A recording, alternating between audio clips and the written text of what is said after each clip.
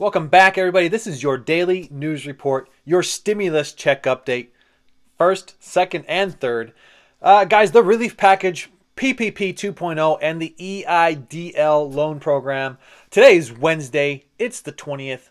It's a beautiful day here on the East Coast. The SBA portals are open.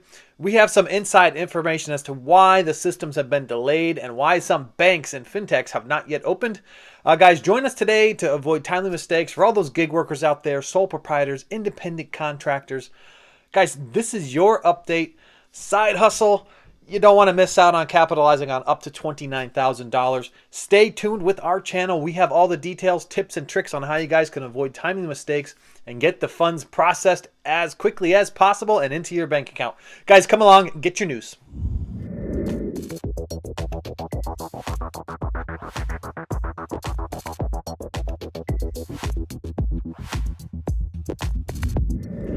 Welcome back, everybody. I am Edward Bilder. You guys are watching Ask Builder. Thank you to all my loyal subscribers for joining me again for another video today.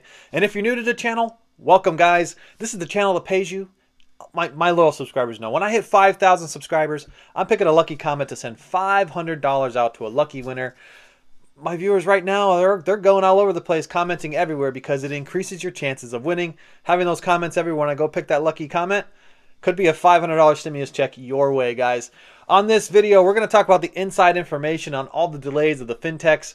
We're going to talk PPP updates, which fintechs are open and accepting applications for draws 1 and 2, and we're going to talk more on eligibility. Guys, this is the place to be. Don't forget, thank you guys. Like, share, subscribe, become a viewer, become a subscriber, and pass this message.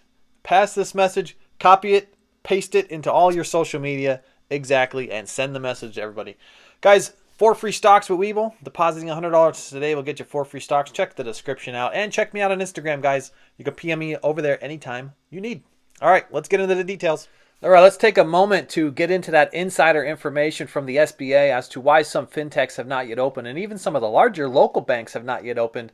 But first, let's talk about all of my new viewers.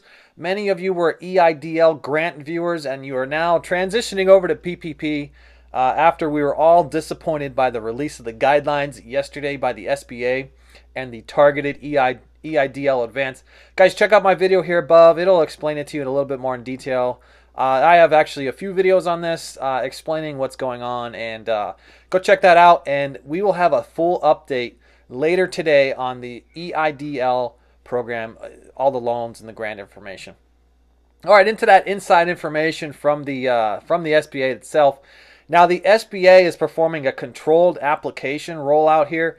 It's similar. It's very similar to the targeted relief program for other targeted advances, okay, where they're rolling things out in a controlled sense from the lowest, the littlest, most affected businesses and up, right?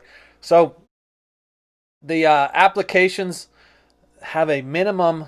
The banks that could submit their applications have a minimum asset value that's being sought after. So, you know, if they have up to like $1 billion in controlled assets, they're gonna come much later in line.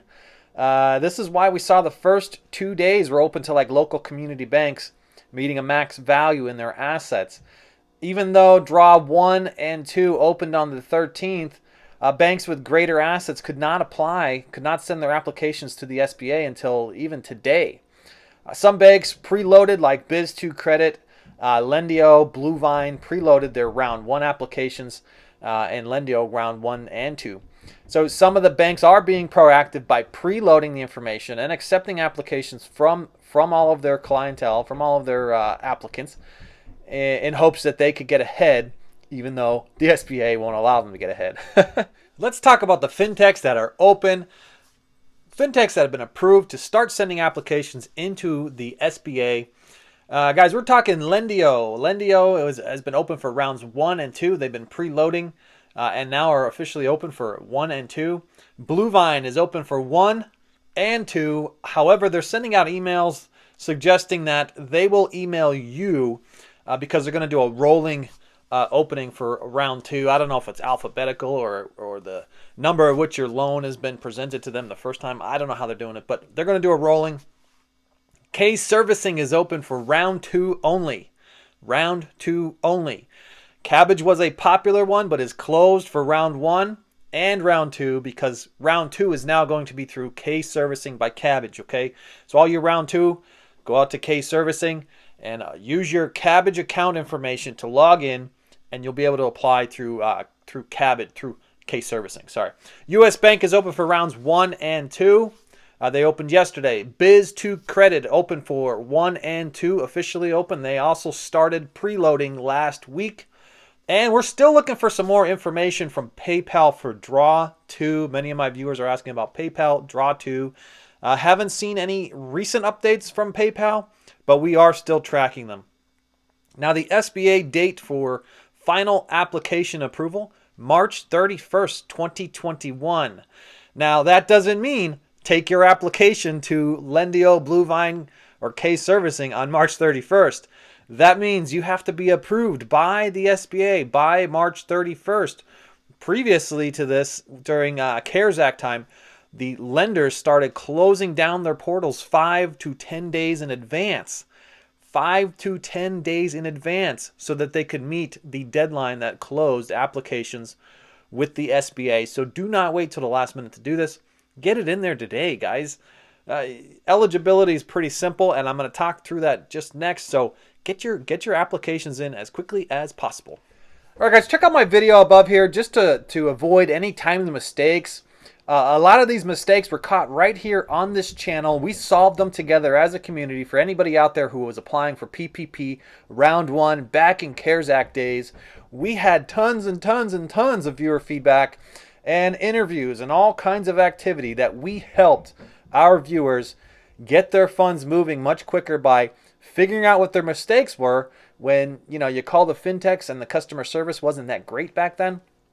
And they couldn't even troubleshoot what was going on. We solved it right here and got the applications moving for all the viewers. So check out the videos here. It's going to help you avoid all sorts of timing mistakes so that your application can get processed as soon as possible. All right, let's talk about eligibility. Draw 1.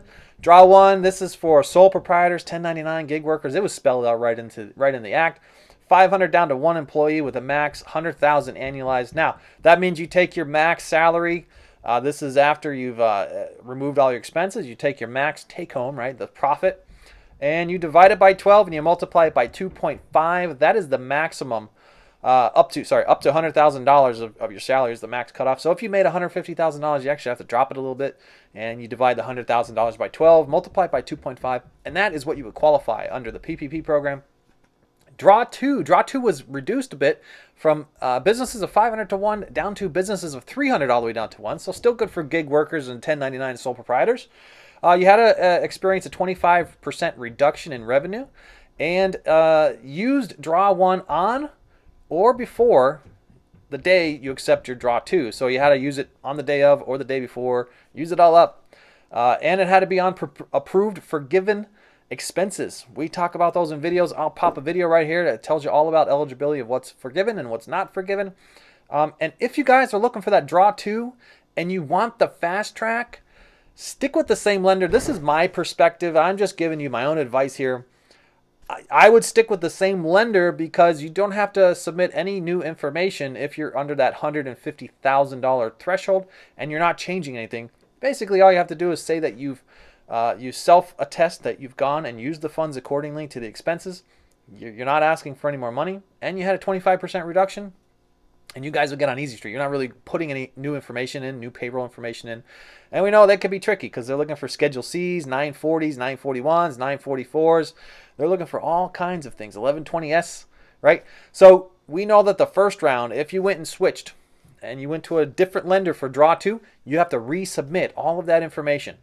Bank statements, voided checks, your driver's license, or your passport. All that has to get loaded back in, and it's like starting all over from scratch. So if you want Easy Street, you want the fast track, go with the simplified forms that the Draw 2 lenders are providing for you guys if you stayed with the same bank and you're not going to ask for anything more than that $150K. Thank you all so much for joining me today for a video of Ask Builder. Guys, check out all my other videos. I've got idle videos out there. I've got unemployment videos out there. We talk politics here on the channel. This is the place to be to get your PPP 2.0 information. For all the gig workers out there, sole proprietors, independent contractors, guys, you guys know who you are. All right, this is the place to be. We're talking forgiveness. We're going to get these loans, PPP loans, as high as possible, $29,000 for everybody out there with the 100K annualized. Guys, this is the place to get the details and all of your news reports. And also, don't forget about my giveaway, $500 when I hit 5,000 subscribers by picking a lucky comment from down below. Guys, it's a great Wednesday, and I will catch you all on the next one. Bye for now.